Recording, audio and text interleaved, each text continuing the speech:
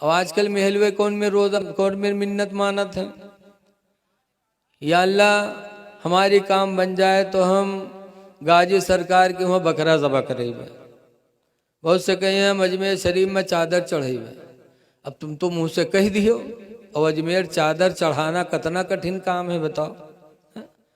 आदमी पैसा करे, फिर अजमेर का सफ़र तैयारी करे, फिर वहाँ चादर चढ़ाए। तुमने कह दिया गाजी बाबा के यहाँ बकरा ज़बह कराएंगे, तुम तो मुँह से बोल दियो। अब बकरा ज़बह कराने में कितनी मेहनत है। एक इमाम साहब ऐसे रहे, उनके मेहरुआ मौलवीन मिन्नत मान दी कि अल्लाह हमारी काम कह दो तो हम गाजी बाबा के वहाँ बकरा ज़बह करेंगे, काम मौलवीन के रोएगा। अब मौलवी की तनख्वाह बेचारे कत्ती रहते 5,000 रुपया महीना। अब वो 5,000 में घर कैसे चलाए, बकरा कैसे खरीदें।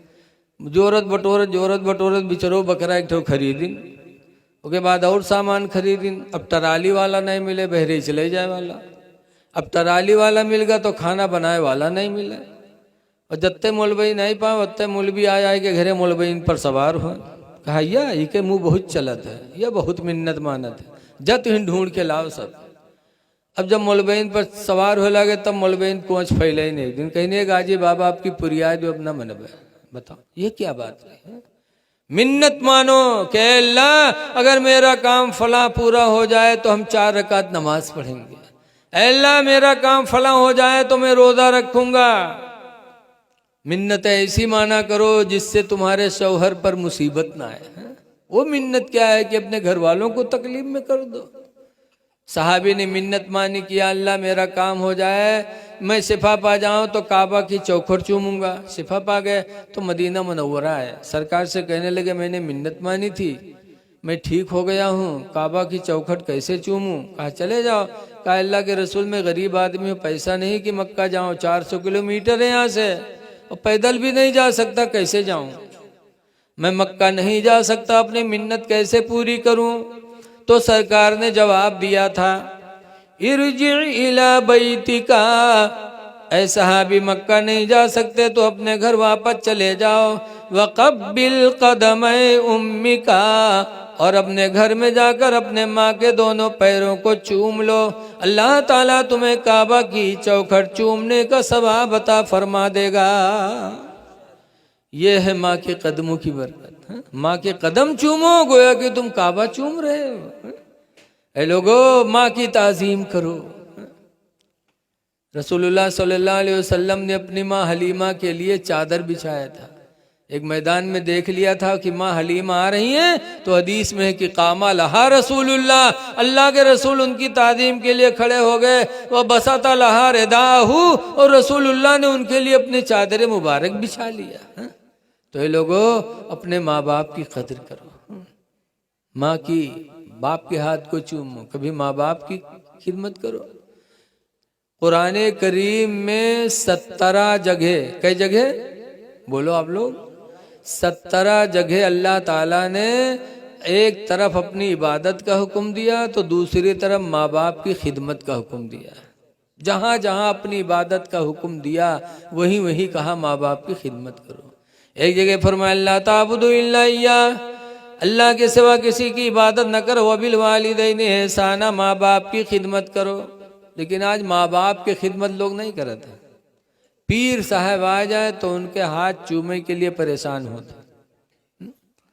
अभी हमारे ननपारा में बरेली शरीफ के मुफ्ती अरसलान आएंगे तो ननपारा वाले उनके हाथ चूमे खातिर इतना परेशान कि हमारे मौलाना अली मुल्ला रहा, उनका दबाए दी नीलमारी मसब, उनके पसुरी पिराला कुर्ता उनके फाड़ दी। बताओ पीर का हाथ चूमने के लिए है।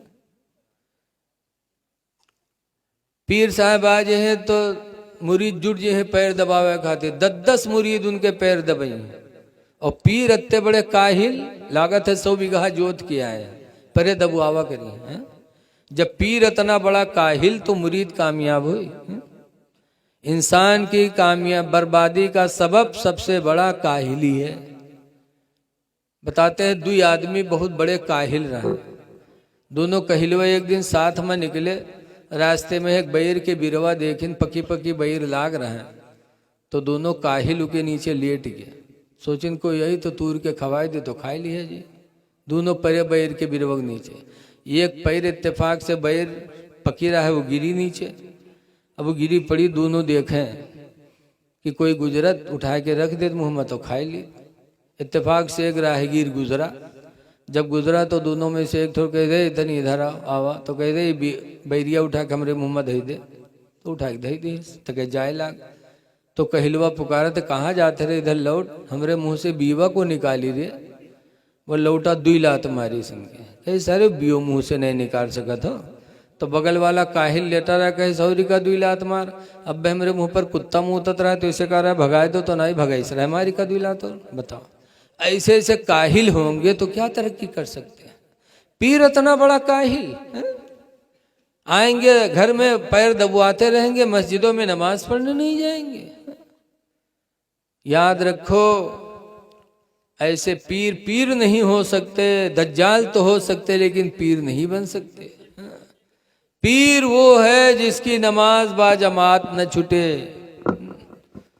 हमारे खन्नापुरवा में एक बाबा आए, 8 दिन होएगा बाबा का गांव, और यक्को दिन उनका हम मस्जिद में नहीं पावा। एक दिन मगरिब पढ़े तो 4-5 मेहरुआ खड़ी फसर फसर रस्तब करें, तो हम मुँह सुने तो आगे बढ़ गए। उनके कहा बात, तो सब कहा कहते हैं अरे मौलाना भैया बहुत जलाली बाबा हैं। तो हम कहा कौन जलाली बाबा? कहने रे बहुत जलाली बाबा है मौलाना भैया। तो हम कहा कुछ देखियो? कहने रे मौलाना भैया वो एक बीड़ी नहीं पिए थे, पूरे पूरे बंडल मांग लगा के पिए थे मौलाना भैया, बहुत जलाली हो बाबा। तो हम कहो जलाली बाबा हो कि जलाली दरूहा हो?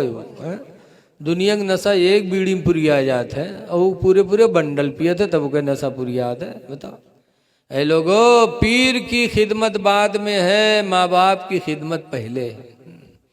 मारहरा उर्स कासमी होता है, हुजूर नजीब मियाँ किबला हर साल ऐलान करते हैं, लाखों की तादाद में मुरीद जाते हैं। वो ऐलान करते हैं कि ऐ मुरीदो, तुम पीर के यहाँ आए हो सोच कर कि पीर तुमको जन्नत दिलवा देगा।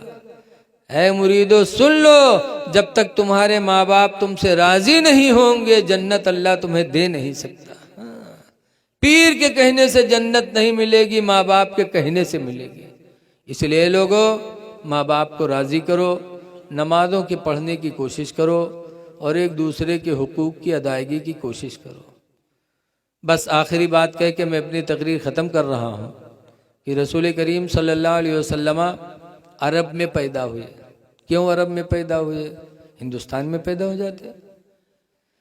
जो बुराइयां यहाँ हैं वही बुराइयां अरब में थीं, लेकिन एक बुराई बहुत अहम थी। वो क्या? अरब में जब कोई औरत बेवा हो जाती तो मर्द मर जाता तो औरत के साथ, बेवा के साथ क्या सलूक करते लोग? उसके चेहरे पे स्याही लगा करके शहर में घुमाते थे और उसके बाद उसको जिंदा ही मर्द के साथ लिटा करके दफन कर देते थे। कहते थे ये मनहूस है, अगर वो जमीन के ऊपर रहेगी तो नहूसत फैलाएगी। बाद औरतें बेवा होती थी तो उनको एक कमरे में बंद कर देते थे, उनसे बोलना चालना बंद, उसी कमरे में वो तड़प तड़प के मर जाती थी। लेकिन रसूलुल्लाह सल्लल्लाहु अलैहि वसल्लम अरब में पैदा हुए तो उन्होंने 25 साल की जवानी में सबसे पहली शादी रसूलुल्लाह ने अपनी की। तो किससे किया? अरब की मशहूर बेवा हजरत खदीजतुल कुबरा से किया। 40 साल की थी, सरकार ने सबसे पहली शादी बेवा औरत से करके हम उम्मतियों को ये सबक दे दिया कि मेरे उम्मतियों, अगर तुम्हारे बीच में कोई औरत बेवा हो जाए तो उसको मनहूसिन न समझना, बल्कि उससे निकाह करना अपने नबी की सुन्नत समझना। बेवाओं की जिंदगी को मेरे नबी ने बुलंद फरमाया, औरतों की जिंदगी को मेरे नबी ने बुलंद फरमाया।